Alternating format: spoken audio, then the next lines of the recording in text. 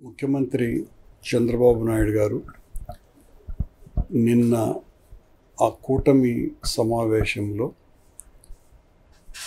TTD గత పాలక మండళ్ల మీద అధికారుల మీద చాలా తీవ్రమైనటువంటి ఆరోపణలు చేయటం జరిగింది. గత ప్రభుత్వం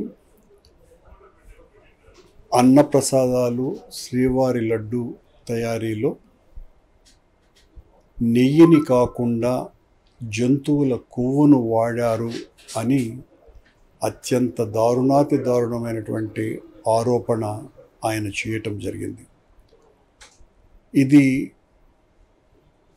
స్వామివారి భక్తులెవ్వరూ కూడా ఇలాంటి ఆరోపణను తట్టుకునే పరిస్థితులలో లేరు.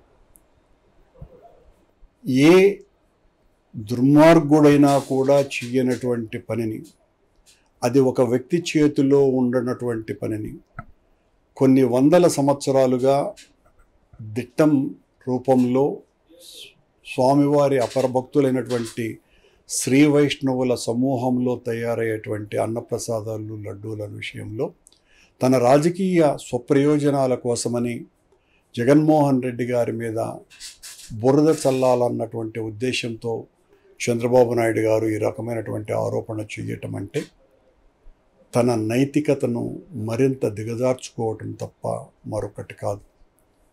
నేను స్వామికి అపరిమితమైనటువంటి భక్తుడిని చెప్పుకునేటువంటి చంద్రబాబు నాయుడు గారు అది జరగని పని అని తెలిసి కూడా ఇంత ఆరోపణ చేయటము అంటే ఇంకా ఆయన మానసిక స్థితి ఏ స్థాయిలో ఉన్నదో అర్థం కానటువంటి పరిస్థితి.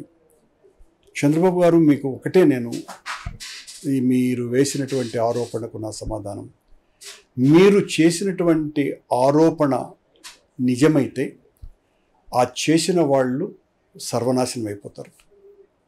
అలా కాకుండా ఉద్దేశపూర్వకంగా రాజకీయ ప్రయోజనాల కోసమని భగవంతుణ్ణి కూడా పావుగా వాడుకోవాలనుకునేటువంటి వ్యక్తి చేసినటువంటి ఆరోపణ అయితే ఈ ఆరోపణ చేసినటువంటి వ్యక్తి కూడా ఖచ్చితంగా సర్వనాశనం అయిపోతాడు.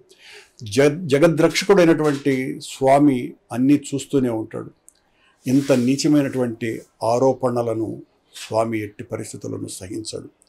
మీరు చేసినటువంటి ఈ పాపానికి అపచారానికి మీరు కొండకు వచ్చి స్వామికి క్షమాపణలు చెప్పకపోయినా మీ ఇంట్లో ఉన్నటువంటి స్వామి పటానికైనా వెళ్ళి ఆ స్వామి కాళ్ళు పట్టుకొని నేను చేసింది చాలా తీవ్రమైనటువంటి ఆరోపణ స్వామి, క్షమించండి, నా రాజకీయ ప్రయోజనాల కోసమని నేను ఈ రకంగా స్వార్థంతో వ్యవహరించినాను అని చెప్పి ఆ స్వామి కాళ్ళు పట్టుకొని క్షమాపణలు కోరవలసిందిగా మిమ్మల్ని ప్రార్థిస్తున్నాను.